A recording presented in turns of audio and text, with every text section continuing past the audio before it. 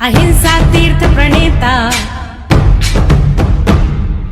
अहिंसा तीर्थ प्रणेता, जय जय हो भारत गौरव राष्ट्र संत प्रमुख सागर। स्वर्णिम स्वर्ण जयंती का अवसर ये महान है, मिलकर हम मनाएंगे, गुरुवर देश की शान है प्रमुख सागर। जय हो गुरुवर प्रमुख सागर, जय हो गुरुवर।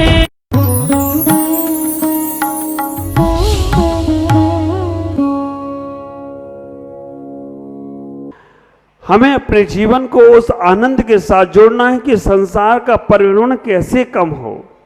संसार के भ्रमण में हम बहुत बार पड़े रहे, लेकिन हमने एक बार भी अपने उस भ्रमण से अपने आप को निकालने का कोशिश नहीं की। ऐसा नहीं है कि घर में बैरागी नहीं हो सकती हो। भरत चक्रवर्ती घर में बैरागी थे, राजा जनक विदेही घर में बैरागी थे। आप भी घर में बैरागी हो सकते हो। आप घर को तपोवन और अपने आप को तपस्वी बनाओ। आप विचार करना, हम साधुओं के 22% हैं, लेकिन इतने उपसर्ग नहीं आते जितने तुम्हारे ऊपर उपसर्ग आते। हम साधुओं पे उपसर्ग करने वाला है कौन? सब हाथ जोड़कर खड़े रहते हैं, सब पूजा पाठ करते हैं। आहार पे निकल जाए तो सब महाराज जी को इशारा कर करके भी बुलाते हैं, है ना, आ जाओ महाराज, मेरे से नहीं पड़ गई अभी तक। आप विचार करके रखना, मना मना के खिलाते हैं। आप अपने घर को तपोवन समझो, और तपोवन और अपने आप को तपस्वी। तपोवन और तपस्वी में अंतर कितना पड़ेगा? जब तपोवन में कोई तपस्या करता है, लोग उस पर उपसर्ग करते हैं, वो शांत भाव रखता है, शांत परिणाम रखता है। तपस्या के माध्यम से उसके कर्म की निर्जरा शुरू हो जाती है। ख्याल करो, मुल्ला नसरुद्दीन अपने घर में बड़ा अकड़ के चलते थे। जब देखो तब किसी भी बात पर अड़ जाएं तो अड़ जाएं, सुनते ही नहीं थे। एक बार गर्मी का समय था, पंखा कूलर चल नहीं रहा था। उसने अपनी पत्नी को आवाज दी, जल्दी से पंखा चलाओ, कूलर चलाओ। उसने कहा तुम भी तो चला सकते हो। चलाती है कि नहीं चलाती है? नहीं चलाऊंगी तो क्या कर लोगे? कुछ नहीं, अपने हाथ से चला लूंगा और क्या कर लूंगा। आप विचार करके रखना, जब तक तुम्हारी हेकड़ी चलती है तो सामने वाला जवाब नहीं देता, और सामने वाला जवाब देने लगे तो तुम्हारी हेकड़ी बंद। तुम्हारा रौब तभी तक चलता है जब तक सामने वाला शांत है। अपने इस रौब को चलने के पहले अपने अंदर एक ऐसा महत्व तैयार कर लो जिससे तुम्हें कहना ना पड़े, तुम्हारे कार्य स्वतः ही होने लगे। और वो कभी होगा जब तुम्हारे अंदर तुम्हारा पुण्य जागृत होगा। पुण्यशाली जीव के पास मिट्टी भी सोना का काम करती है।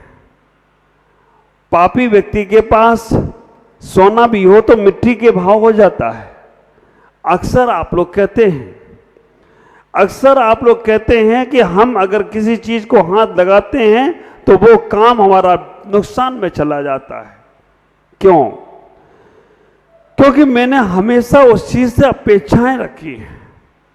आप विचार करना, जब हम अपेक्षाएं हटाकर निस्वार्थ भावनाओं से किसी भी कार्य को करते हैं, उस कार्य में हमें बहुत दिन दुगनी रात चौगनी तरक्की होती है। और जब हमारे अंदर अपेक्षाएं आती हैं, स्वार्थ आता है, तब तक हमारे मन में खटकता रहता है कि होगा कि नहीं होगा, होगा कि नहीं होगा, होगा कि नहीं होगा।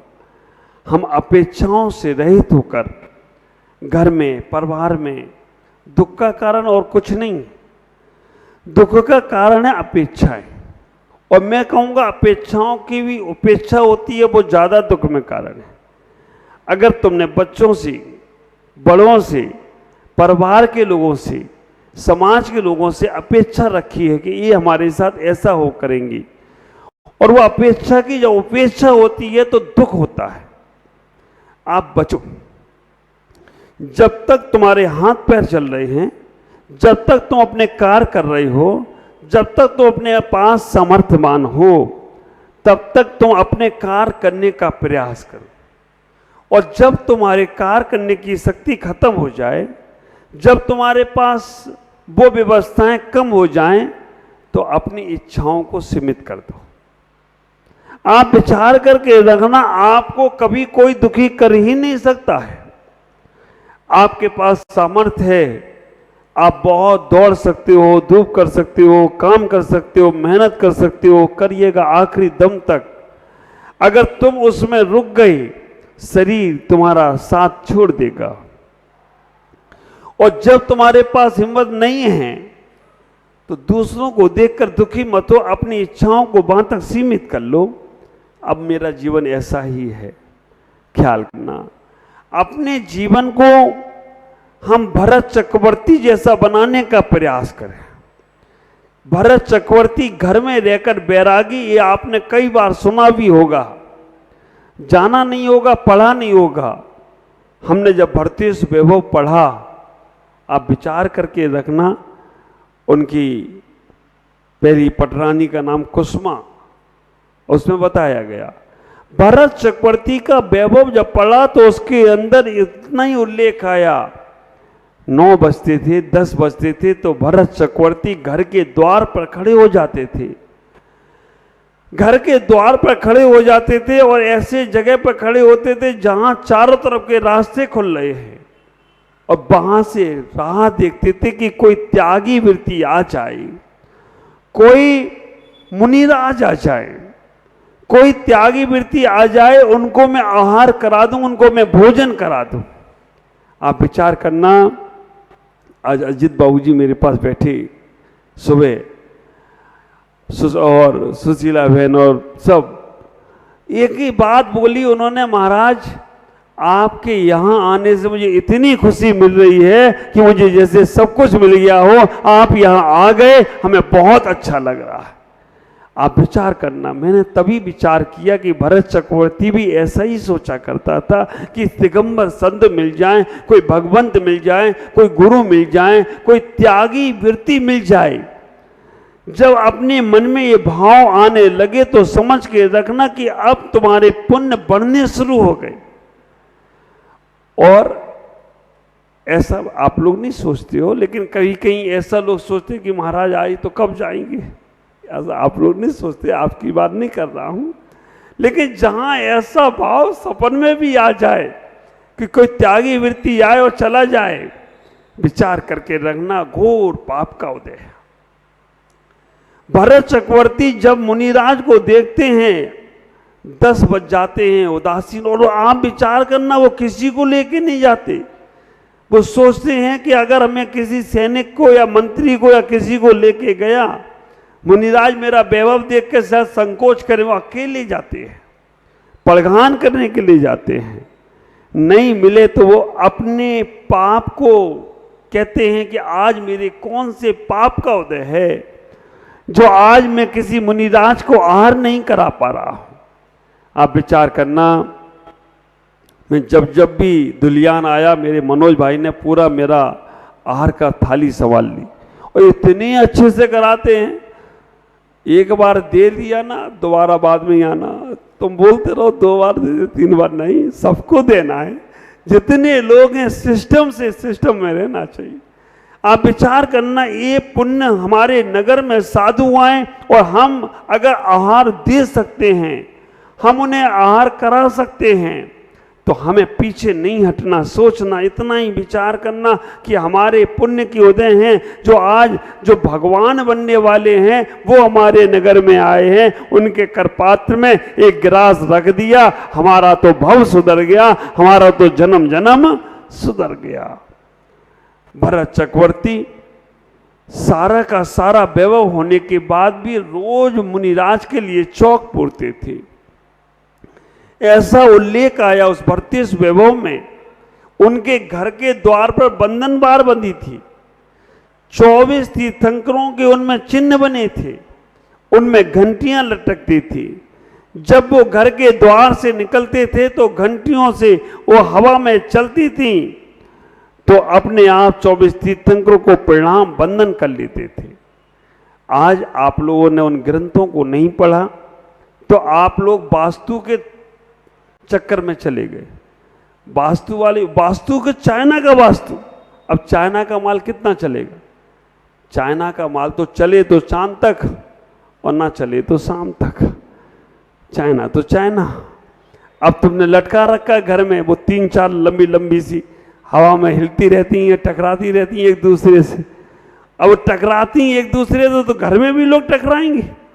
जब वही टकरा रही है, चाइना वाले कर रहे हैं क्या? टकराने का काम कर रहे हैं। हिंदुस्तान लड़ाई लड़े तो पाकिस्तान को सपोर्ट करते हैं, पर हिंदुस्तानियों को मालूम है चाइना का माल है, पाकिस्तान के पास ज़्यादा चलने वाला नहीं है। ये आवाज अंदर ही तक है, बाहर तक जा रही। आप विचार करके रखना, इतना ही सोचना, हमारे घर पर द्वार पर बंधनवार होना चाहिए हर घरों में। नहीं हो तो समाज व्यवस्था करी, उनमें घंटियां लटके, अष्टप्रातियार हों, तीर्थंकरों के चिन्ह हों। जब भी घर से बाहर निकलो तो घंटियां जब बजेंगी, तुम्हारे घर में कोई वास्तु का दोष हो ही नहीं सकता है, और तुम्हारा मंगल ही मंगल होगा कि जब वो तीर्थंकरों की घंटियां तुम्हारे द्वार से बजती हुई जाएंगी। विचार करना, हमारे घर के द्वार पर रंगोली बनती थी, आजकल बनाना बंद कर दिया। आजकल तो बिल्कुल बनी बनाई, इतने रेडीमेड हो गए आप लोग। रंगोली भी बनी बनाई, चिपका दो स्टिकर, काम हो गया। पानी बरसे, आंधी चले, रंगोली हटने वाली नहीं। रेडीमेड रंगोली, और रेडीमेड तो रेडीमेड। अब रेडीमेड का मतलब क्या? रेडी माने तैयार, मेड माने पागल। पहले का जमाना था तो पहले आदमी बनता था, उसके नाप के कपड़े बनते थे, है ना। दर्जी से सिलाने जाओ तो पहले आदमी तैयार होता था, फिर उसके नाप के कपड़े बनते थे। अब रेडीमेड में क्या है? पहले कपड़े बनते हैं, फिर उसके नाप का आदमी बनता है। हाँ, कपड़े पहले, फिर उसके नाप का आदमी फिट किया जाता है। थोड़ा आगे पीछे है तो कपड़ा नहीं कटेगा, कटेगा तो आदमी भी नहीं, लेकिन आदमी छोटा बड़ा होगा तो कपड़ा छोटा बड़ा लाया जाएगा। रेडी माने तैयार और मेड माने पागल। अब विचार करना, जब घर के द्वार पर एक हम पानी डालते हैं और वहां पर थोड़े से रंगीन हम रंग बिरंगे कपड़ों से छींटा मार देते हैं, तो कोई भी त्यागी वृत्ति, कोई भी वहां से धर्मात्मा निकलेगा, वो समझ जाएगा कि ये भव्य जीव का घर है, और भव्य जीव के घर में कभी भी गलत दृष्टि नहीं डालना है। हमें इतना ही सोचना है, ये जन्म जो मिला है, हमें कर्म काटने, उलझो नहीं, सुलझने का प्रयास करो।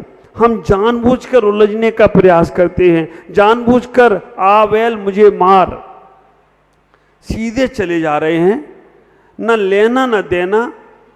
बात दो कर रहे हैं, तीसरे तुम खड़े हो जाओगे, और तीसरे खड़े होते ही इंटरफेयर करोगे उसकी बात में।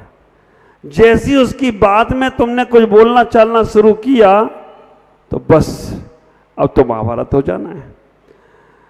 अक्सर आप देखें अपने जीवन में कि आदमी अपने कारण से कम दुखी है, दूसरों के कारण से ज्यादा दुखी है। आदमी के पास अपना सब कुछ है, पर्याप्त है, लेकिन फिर भी वो दूसरों के बीच में बोलने के कारण से, या दूसरे के कामों में टांग अड़ाने के कारण से, या दूसरे के चक्कर में उनके झंझटों को अपने ऊपर लेने के कारण से दुखी होता है। मैंने सुबह भी एक बात कही थी, अभी भी दोपहर में मेरे पास लाल गोला वाले आए थे तो मैंने उनसे भी एक चर्चा की थी। आप विचार करके रखना, तुम परमात्मा के पास से तुम्हें जो मिल रहा है वो तुम अपने आप में उसमें खुश रहने का प्रयास करो। अगर कुछ नहीं मिला है तो वो तुम्हें उतना ही देना चाहता है जितने में तुम्हारी जरूरत है। तुम्हारे पास 2 बेटे हैं, एक बेटा दया का काम करता है, अच्छा कार्य करता है, गौ की सेवा करता है, लोगों को दान देता है, लोगों की बहुत मदद करता है। तो आपके मन में भाव आता है चलो इसके पास कुछ भी है तो ये सार्थक करेगा, और दूसरा बेटा है जो कभी भी कोई अच्छे कार्य नहीं करता है, जुआ में पैसा लगाता है, चोरी चपाटी में खर्च कर देता है और शराब आदि में लुटा रहा है। तुम्हारे पास है फिर भी तुम उसे नहीं दोगे, क्योंकि मालूम है ये दुरुपयोग करेगा। इसी प्रकार से जब हम मंदिर में आते हैं, अगर अच्छे भाव लेकर आते हैं, अच्छे परिणाम लेकर आते हैं, अच्छे कार्य लेकर आते हैं, तो मंदिर के भगवान से कुछ मांगना नहीं है, अपने आप हमारे घर के भंडार भरेंगे। और अगर हमारे गलत भाव हैं, गलत विचार हैं, गलत चीजों में हमारा समय जा रहा है, पैसा जा रहा है, शरीर जा रहा है, तो वो दोबारा तुम्हें न समय देगा, न पैसा देगा, न शरीर देगा। हम अपने जीवन में अपने परिणामों को, अपने भावों को बहुत अच्छा बनाएं, क्योंकि पशुओं के भाव अच्छे नहीं हो सकते। अच्छे हो भी जाएं तो वो संन्यास नहीं ले सकते, वो आत्मकल्याण नहीं कर सकते। कदाचित बिल्ले कोई हो तो कर भी लेते हैं। मेरे साथ एक डॉगी लगा था, अयोध्या से सम्मेद शिखर में समाधि हुई। पूरा उसका दृष्टांत आप सुनो तो आपके रोंगटे खड़े हो जाए। ऐसा जानवर मैंने नहीं देखा, इंसान से भी गया, इंसान से भी बहुत अच्छा। मैंने 3 पंचकल्याण कराई। इंसान आए मंच पे या ना आए, लेकिन वो मंच पे ही आके बैठता था। सम्मेद शिखर में भी था।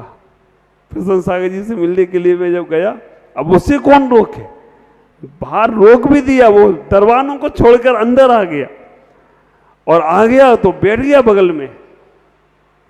पंचकल्याणक मैंने जब नेपाल में कराया, एक कमरे में पंचकल्याणक हो रहा है, जगह नहीं है, लेकिन वो कहां से बाहर देखता रहा, और जैसे ही जगह मिली वहां से आया अंदर, और जहां ऊपर भगवान का अभिषेक होना था उसी टेबल के नीचे आके बैठ गया। अब विचार करना, प्रतापगढ़ में पंचकल्याण को वहां भी बैठ गया। सिद्धि चक्र मंडल विधान कराए तो वो मंच से जाए नहीं, और उसका पुण्य देखो, भाव देखो। जब सम्मेद शिखर में गया, हमारे संग में 8 साधु थे। वो डॉगी थी, डॉग नहीं था, वो प्रेग्नेंट हो गई सम्मेद शिखर में, उसको भी 8 ही बच्चे हुए। हमारे संग में 8, वो भी 8। मैंने कहा यार गजब तुम सेटिंग बैठा ले हो, 8 ही 8। और पूरा का पूरा मेरे कमरे में ही रहना होता था उसका। लेकिन जब वो डिलीवरी, उसका बच्चे को जन्म देने का समय आया, तो अपने आप बाहर निकल के गई। बाहर 13 पंक्ति में ऊपर एक तखत था, उसके नीचे बैठी और 8 बच्चों को जन्म दिया। 3 दिन तक कुछ नहीं खाई पी वो। अब विचार करना, ये सब बच्चे थे, लोगों ने सबने देखा है। आखिर में 8 बच्चों को मेरे पास छोड़ने के बाद मुंह में रख के ली गई। उसने एक सहेली और बना ली, वहां पे एक सहेली बना ली उसने भी 8 बच्चों को जन्म दिया। उसने भी वहीं कराया। महाराज के पास अच्छा स्थान है, रोज का 2000 रुपए का खर्चा था उसका।